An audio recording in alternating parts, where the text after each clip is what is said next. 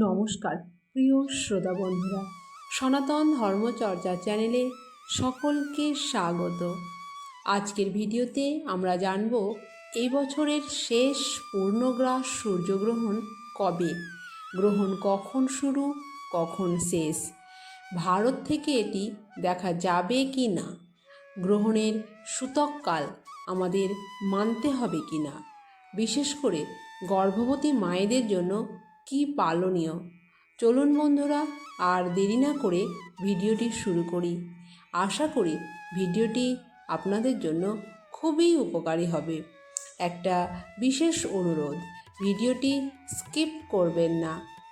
আগামী বুধবার 12ই আগস্ট 2026, বাংলা হিসেবে 1433 বঙ্গাব্দ, 26শে শ্রাবণ, সংঘটিত হতে চলেছে বছরের শেষ পূর্ণগ্রাস সূর্যগ্রহণ।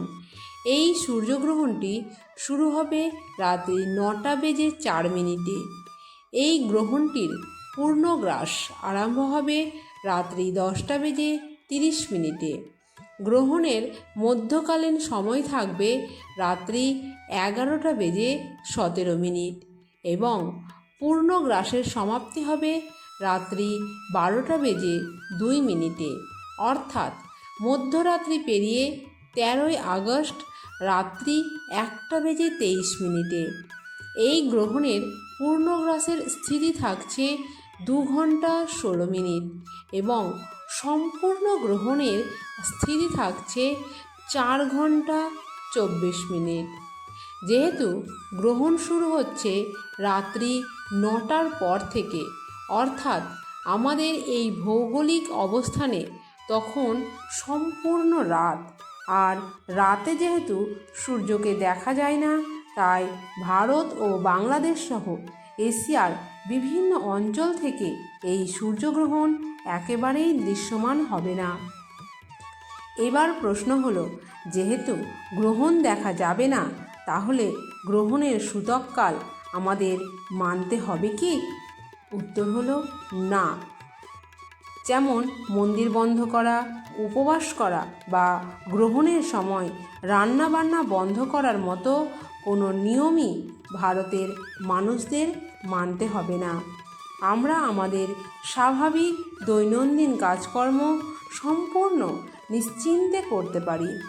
এবার আসি গর্ভবতী মায়েদের ক্ষেত্রে তাদের কি পালনীয়, কারণ গ্রহণ দেখা না গেলেও এর একটি সূক্ষ্ম মহাজাগতিক প্রভাব থাকে।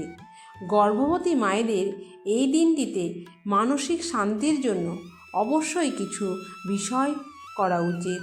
যেহেতু এই গ্রহণটি আমাদের অঞ্চলে দেখা যাচ্ছে না, তাই আপনার ভয় পাওয়ার কোনো কারণ নেই।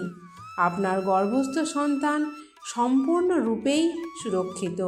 তবুও মনের শান্তির জন্য যেগুলো করবেন: সময় ঈশ্বরের নাম জপ করবেন, বই পড়ুন, ভালো গান শুনুন, ধারালো বস্তুর ব্যবহার থেকে বিরত থাকুন, মহামৃত্যুঞ্জয় মন্ত্র, গোপাল মন্ত্র বা আপনার ইষ্টদেবতার নাম জপ করুন, তাহলেই মন শান্ত থাকবে।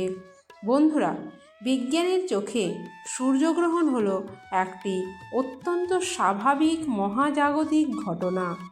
এর মধ্যে কোনো অশুভ বা ভয়ের কিছু নেই। এই ছিল আজকের ভিডিওটি কেমন লাগলো তা অবশ্যই কমেন্টে জানান।